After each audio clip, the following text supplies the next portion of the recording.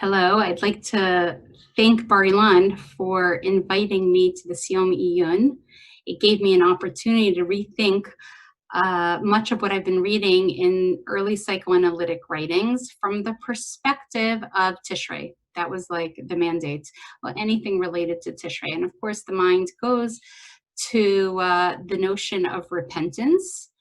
And while we wouldn't expect Freud or many of the psychoanalytic thinkers to essay on behalf of legislated religious redemption and repentance, this is largely a matter of semantics because both fields are mutually invested in the idea of helping people break through their negative behaviors and thought processes and to emerge a more whole person, and to do the things that they want to do instead of the things that get them down. So my mind immediately went to Carl Jung, who is usually credited as the psychoanalyst who allows religion to enter into his psychic framework. And while I will introduce Freud as an alternative to Jung, I just want to set the stage by explaining what his theory is. So Jung saw the story of Yonah primarily through Yonah's sojourn inside the whale for 3 days. And the way that he understands the myth is to say, the story is to say that it's a collective myth. He says that that story appears all over the world universally from the perspective that people were looking at, kind of astro observations, that they saw that the sun would sink into the sea and the next morning it would emerge anew as if nothing had happened. So they imagine that a sea monster, great sea monster, swallows the sun and then spits it back out in the morning, right? Which is why he reproduces this image in one of his works, which shows the whale as a monster dragon and Yonah as a fetus inside the whale.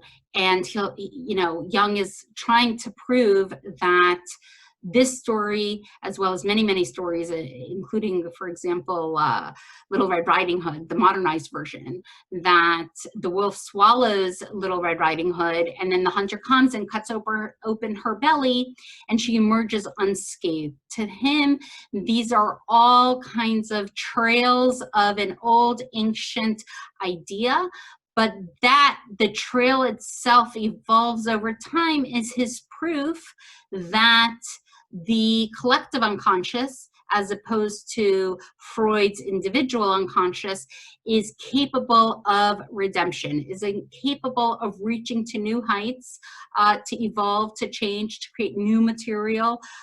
That's very much in line with his ideas about messianism, but also very much in line with his view that that change doesn't necessarily only come from within. It's something that each person requires the grace of God, right? You can't basically fulfill your mission without tapping into something outside of yourself, which is either the collective unconscious or God, depending on how you read Jung. So, for example, right, this image, which he doesn't reproduce, but it's an image that would show Yonah being spit out from the belly of the fish, and then, with kind of that power, now ready to do the great action that was, that he was called upon to do. And so that time that he spends inside the belly of the fish is basically a rebirth, right? I think that we've all probably heard commentators speak about the idea that the belly of the fish is a sort of birth, but it's a rebirth in which he can now do something that he wasn't capable of doing before. And I think that this is a, classic Christian interpretation that sees Yonah as a prefiguration of Christ. And in fact, I mean, I'm not really pulling on this from my own mind. Young reproduces this image, for example, from the Biblia Papyrnum manuscript from 1471. I see I don't have a caption here, so I apologize. But it shows basically three different episodes from the Hebrew and Christian Bible, with Yosef in the cistern on the left and Yonah in the whale on the right, and in the center of which is Christ entombed, before his resurrection, right, in the sepulcher. And on the opposite folio, we see the kind of, if that motif was about the night journey, right, being entombed and getting ready to do the great deeds, on the following page, there's kind of the resurrection triad, which has Samson carrying the gates of the Philistines. We have the resurrected Christ, and we have Yonah emerging from the whale in order to be able to fulfill his mission. And I think not only would Freud, find this version of events an anathema to his religious beliefs, it was really a confrontation with everything he had worked up to that moment in 1912. And as Jung is kind of developing these ideas from 1912 to 1914, which will mark the break at the end of 1913 with Freud, especially after the conference at Munich, which is going to be the last time that Freud and Jung get together. It also will be an anathema to Freud's entire system that he built on the Oedipus complex, which will argue that true change, well, both that neurosis is going to be something that comes from our own past, and true change to that neurosis is going to be something that we can only fulfill by looking inside of ourselves. And he'll also, I think, see this as his religious view. Of course, he's not going to write about it from that perspective, but this is certainly his psychoanalytic view. And, Jung, I see I have a slide here just kind of showing the prefiguration of Yonah as Christ in Doré's etching here. But Jung reproduces this image of Yonah in the whale, right, which is from an early Christian earthenware lamp, which Freud would not, did not comment on. But I think that from his perspective, everything I just shared with you would be a projection of Jung's, and perhaps Christianity's, if we were going to follow this line of thinking, desire for redemption from without. And he would diagnose, which he did, he diagnosed religion as a collective neurosis, and in kind of tongue-in-cheek, since he doesn't really believe in the collective unconscious, a collective neurosis. And that really exemplifies Jung's desire to return to the amniotic fluids of the mother's womb, that he's not even at the Oedipal stage, which is the desire to kind of overthrow the father, right? But this kind of desire for semiotic existence between one and the other. And I think that Freud would probably look at something like this and say, well, no wonder this is definitely a representation, right? He wouldn't focus so much on the motif on top of the lamp, but the whole shape is a, kind of a genital sign of returning to the mother. Okay, so how about Freud? Well, Freud takes this photograph in 1912, which is around the time that Jung is coming up with all of these ideas and that Freud feels betrayed about. And we see that he's sitting in front of two works of art. I mean, there's several works of art, but two prominent works of art. And one is The Prisoner of Michelangelo, which also has been called The Slave of Michelangelo, right? Which is kind of a great example of Freud's notion that everything that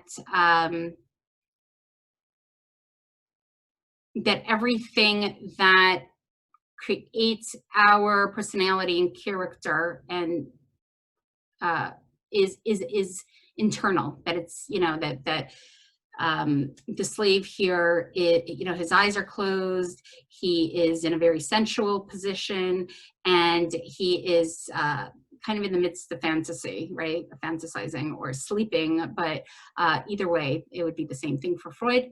And in the background is a reproduction of St. Peter raising Tabitha. And I think I have a color reproduction here so we can see it a little bit closer.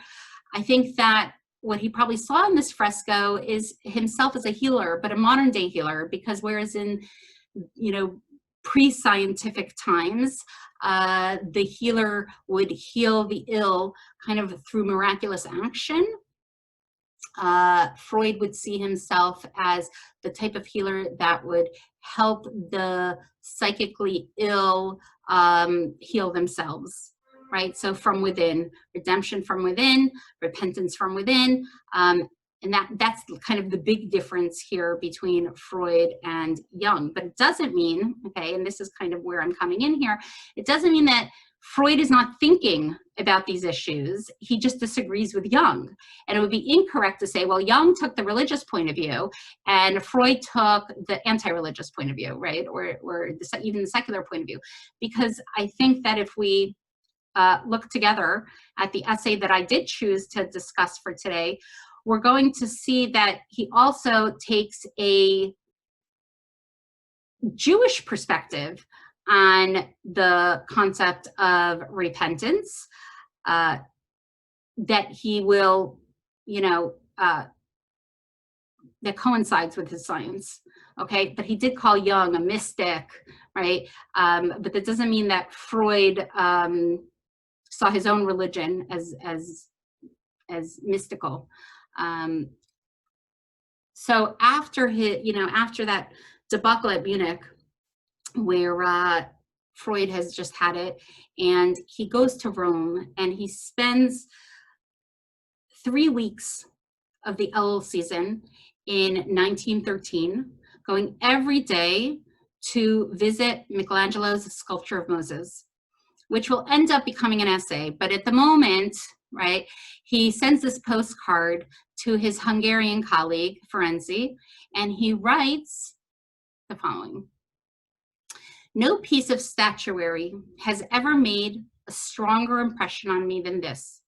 How often have I mounted the steep steps from the unlovely Corso Cavour to the lonely piazza where the deserted church stands, and have essayed to support the angry scorn of the hero's glance.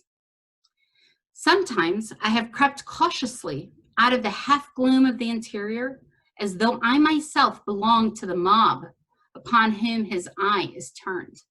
The mob which can hold fast no conviction, which has neither faith nor patience, and which rejoices when it has regained its illusory gods." So, I mean, part of the reason I'm bringing this to our attention is not because I'm going to be talking about the essay on Moses and monotheism in terms of repentance, although I think that that's relevant, but to show that Freud is thinking about repentance, and from a Jewish perspective, from the Jewish history, from Jewish texts, right? And also that he goes back and forth thinking about, right, he chooses in the end to essay on behalf of Moses, who's so angry at these irrational people. What have they done, right? God is so angry, he is going to destroy them. And Moses, after, like, you know, seeing what has happened, well, actually, before he sees what happened, Moses argues with God, you know, how can you destroy them? And God does repentance in that story, okay? And Moses comes down, he breaks the tablets. And part of what Freud will end up writing about, but he doesn't write about it here during the Elul season of 1913. He's going to publish it a little bit later.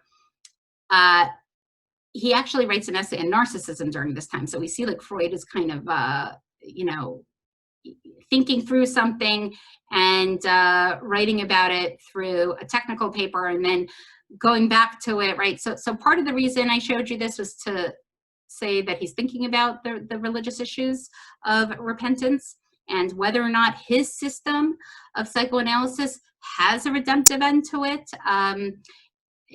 Understanding that he's been accused of the fact that, you know, he's kind of blind to Christian grace and the notion that that, you know, he's so stuck in the past, and partially to just show kind of the back and forth of his creative process, that he's like shifting back and forth. So the essay that he ends up writing is about Moses and his angry scorn, and about Michelangelo altering or modifying, right, coming up with a counter Moses, who based on Freud's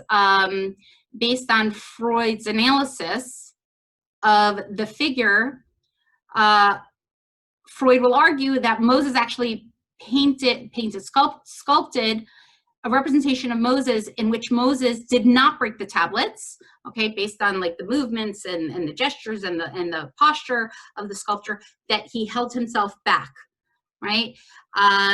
So we have here a, you know, lovely description of Freud's ritual of going to church to visit this Moses, and his conclusion that Michelangelo made a counter image of Moses who, while incredibly angry and about to jump into action and smash the tablets, instead gathers up all his strength to fight his impulse.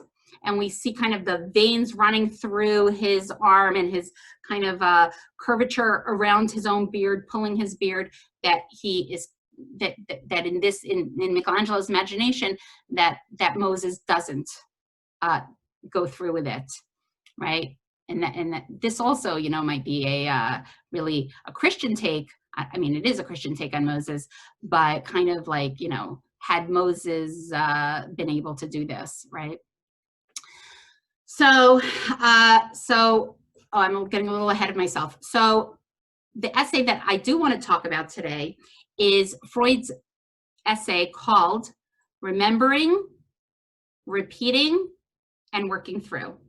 And in that essay, Freud will talk about the process one needs to go through in order to break their negative cycle and to have affirmative change. And his steps are right there in the title: remembering, repeating, and working through.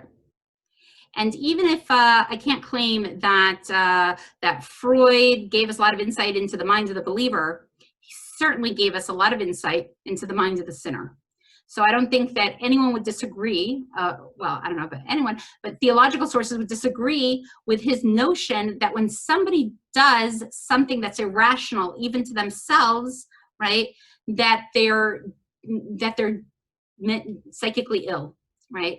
So his steps are about getting to the place where we can acknowledge what's behind the irrational act, right? And then you could like kind of go into, you know, the Rambam's Hilchot Teshuvah, but this is all kind of preface to that, before the acknowledgement, before the recognition, right?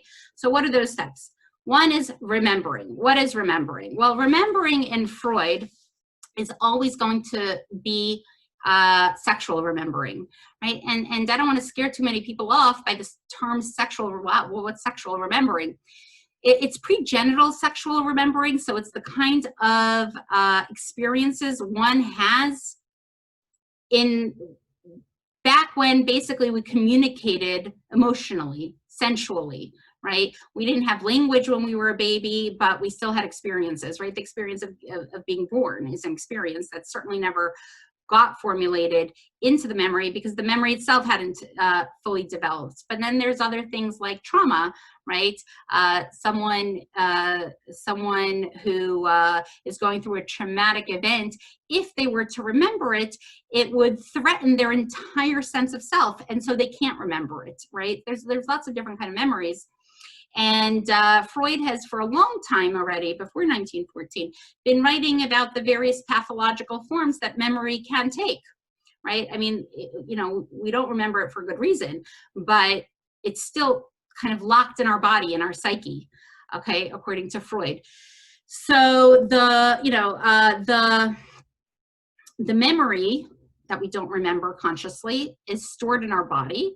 And what happens is that it still communicates. He reproduces that event, okay, or the fantasy of that event, or the understanding, right? The child's understanding of that event, not as a memory, but as an action.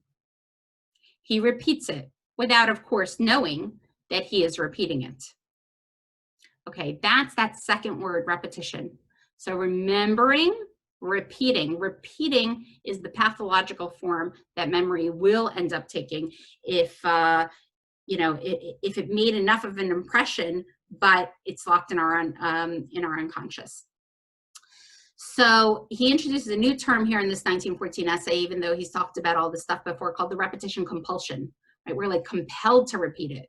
It's not even something that we really have control over. And part of the repeating, the repetition, is its own little cycle, okay? Where imagine like the thing that we're trying to do better with, right? So say someone who's an alcoholic, okay?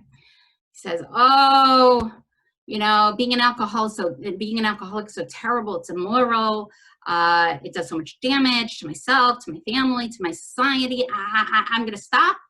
I am going to become sober.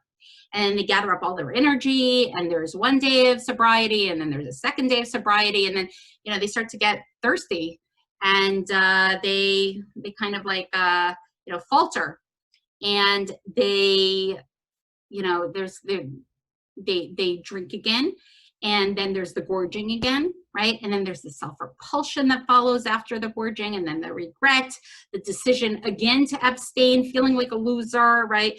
And then, you know, the overpowering thirst, and, you know, and all the convictions are out the window, and just over and over and over again. And Freud will say, wait, this person has not taken the first steps towards rehabilitation and then failed.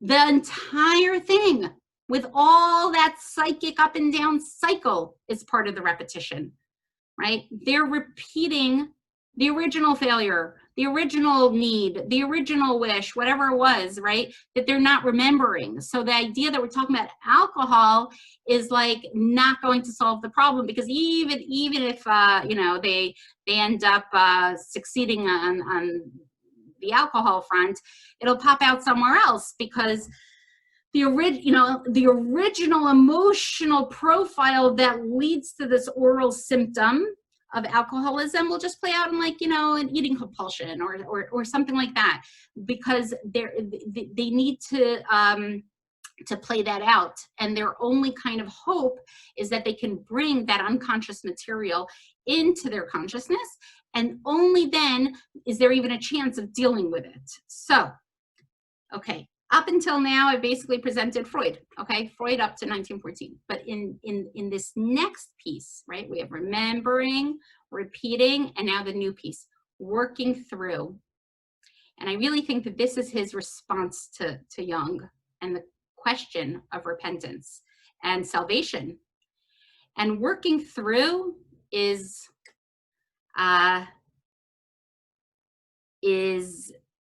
Freud's addition in this essay, which also marks a major shift in psychoanalytic practice after 1914, okay? So let me just go back a minute, right? So we have the remembering, which we can't even really talk about unless we know what it is that we're forgetting, right? but we don't. So instead we have the repetition.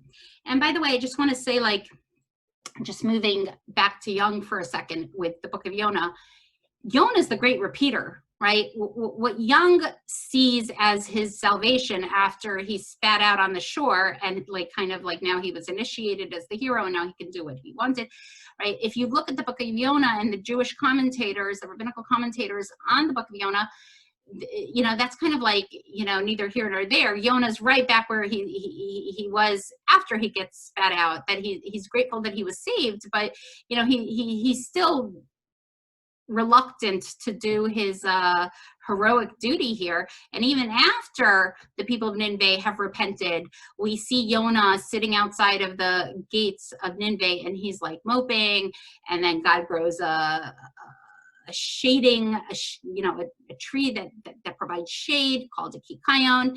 And he's like, for a moment, he's just like relieved because he's finally in shade. And then God sends a little worm through the kikayon and it withers it. And there Yonah is like totally despondent. And God says to him, hey, Yonah, are you really so upset on behalf of this kikayon for which you didn't labor even? And Yonah says, I am so angry to the point of death. Okay, so we're right back where we started from that perspective, right? It's not as if like we had like a major shift in the character, the heroic character of Yonah. You know, he did what he was told, but it wasn't exactly a redemptive sort of action. So in working through this next step, right, I think that we can like both have the solution to how Freud would have read Yonah, I mean, in my imagination, and Freud's actual solution to like, you know, a psychoanalytic repentance / redemption is working through. And what is working through?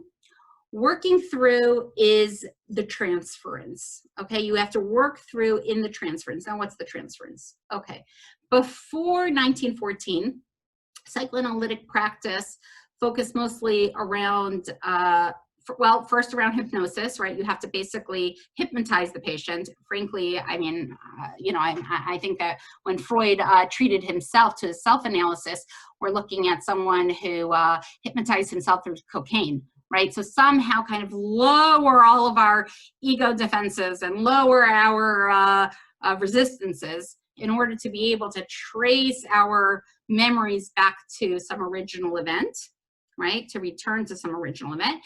And then there was a shift to free association, that if we just kind of shock the mind, that before it can really consciously formulate something, like, okay, when I say sock, you say foot, right? That we can get to the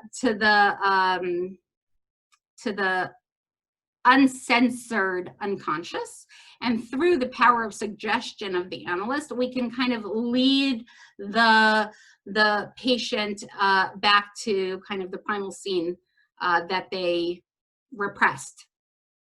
Here, Freud is saying, okay, if memory takes the pathological form of repetition, we can actually work in the present, because the patient will transfer onto the analyst the parts of themselves that doesn't make sense. So like it's normally like a pretty standard normal conversation in Freud, okay, between the patient and the analyst. And then something happens and there's like this irrational shift where the patient starts to like blame the analyst for trying to undermine him, and Freud will know, oh, okay, we're in transference territory, right? This isn't about me, this is about the mother or the father, right? And in the transference that develops inside the relationship between analyst and patient, right, there's an intermediate region, right? The transference thus creates an intermediate region, which I really like the German term, a Tummelplatz, okay? It's a play area between illness and real life, the reality principle, right? Through which the transition from one to the other is made. Through the relationship, we both repeat, okay, the transference, but we also can start to try something new. Later psychoanalysis will say like the entire personalities in the transference. But right now in 1914, it's only the pathological kind of remembering that Freud defines as the transference. And in the prescribed hour, we can kind of work it through because we're in a play area, right? So like I'm kind of your mother, but you also know that I'm not because I'm the analyst, right? And through that, Freud can change the relationship and trace it back to its origins, right? And I think that this becomes really a crux of the idea here that redemption is not going to come from the outside. Like, yes, you need the analyst, but the redemption is going to come from one's own acknowledgement of the reality of the situation, that, I was remembering something right there when I said that you were undermining me when you weren't. I mean, maybe the analyst sometimes does have a sadistic thought, but when it's not that, then we can work with it. So in the tumult plots, right, the patient will finally come to a realization after many sessions, will come to the realization that they've been repeating something that happened to them from the past, which was traumatic, and that they're really angry. They're really angry, and they're transferring all that onto the analyst. And at that point, when they remember, oh my gosh, yeah, I was so angry to the point of death. And at that point, Freud says the analysis is over, right? Because they've recognized, they've come to see, they brought from their unconscious imagistic world to their conscious words, to the words, just being able to utter it. They transformed it to their conscious selves. And now, they can go and fix it. Now we could talk about, trying to break the cycle. But until then, everything was part of the cycle. And with that, right, we actually can have a little bit of making parallels between the tumult plots and Tishrei. So let me just read this. One must allow the patient time to become more conversant with his resistance, with which he has now become acquainted, to work through. See, and this word's like very important because he's working through. He's not getting, he's not receiving salvation from without. He's working through his own past to overcome it, by continuing in defiance of his resistances, the analytic work according to the fundamental rules of analysis. So that, kind of in the larger arena, the tumult plots would be Tishrei, Elul and Tishrei, and coming up with, kind of prescribed times where you say, okay, this is my analytic hour, and I'm turning to God, and I'm going to, basically repeat myself. But each time, hopefully, in each new revolution, I'll have more insight into myself, because it's going to be about my introspection, not God saving me. Of course, we read the book of Yonah at the very end. We read the book of Yonah to remind God that he judges by mercy, not by justice. But and there's lots to say about that. But from the perspective of how Freud would read that story, Freud would not say that Yonah was resurrected inside the whale. He would say that Yonah ran away, that he got swallowed by the whale because he kind of went back to his past. He went back to his past, and he just like wanted to run away to the amniotic fluid of the mother. But that at the end, when God has planted a kikayon over him, he receives shade, right? And then the worm ate through it, which is like, I'm certain is very symbolic, right? And can be read symbolically from a Freudian sense. Here's the difference, here's the working through. When Yonah says, when God says, are you so angry? And Yonah says, oh, no, what happened here? Yonah says, I'm so greatly aggrieved or grieved, harali, right? I'm so grieved, right? I guess that's before morning, to the point of death. But that is the working through, that he was able for the first time in the entire book to name an emotion that is about himself, right? He's not arguing with God. Oh, what, I know you, God, you're gonna forgive them, even though it's not just, because victims of trauma demand a just world, right? That's also Freudian. They demand truth because what happened to them was untrue and unfair. And he says, though, here for the first time, and Yonah doesn't speak about himself. The only thing we know is that he's the son of Amittai, the son of truth. He says out loud, I have an anger, right? I'm grieved. I need to mourn, but he doesn't say I need to mourn. That's like next step. That's already, the Rambam here in Freud, right? I am grieved to the point of death, right? He was able to name the rage. And then God gets the final word. And he says, you see, Yonah, what am I supposed to do? These people don't know their left from their right. I can't rule by justice. Don't forget, God already did Teshuvah in the story of the golden calf, right? So I can't rule by justice. I rule by mercy. But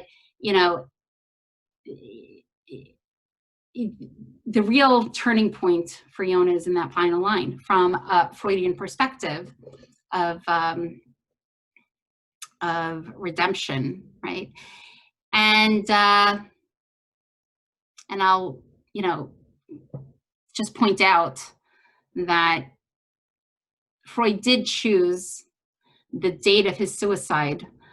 He had cancer. He was suffering a great deal. So I don't know if suicide's the right word, but he was able to choose the day of his death, and he chose Yom Kippur of 1939, and he took his first morphine at Kol Nidre, and he died later that night. So I think that that Freud did essay not only on behalf of Moses and his scorn, but on behalf of the sinning mob. And kind of the question, why do we do the things that we do again and again and again? And he did offer us a path forward of deep introspection and to understand that underlying the things that we do, the repetitive things that we do, is pain and trauma. Okay, thank you so much for joining me. And I will make one observation that it's so hard to talk on Zoom when I don't have you in front of me so that I can communicate with you. And that's because I'm missing the tummelplatz, that area in which I can kind of transfer my models onto you, and then I could read your responses. So in some ways, right, repentance, both in Freud and in Judaism, is a two-way street, right? You have to in the tummelplatz of Tishrei turn to God, right? And you do need kind of the feedback. And as we get more healthy, our God matures also, so that we don't project the same infantile needs that we project onto him when we were in the state of sin, but in a state of redemption. Thank you so much.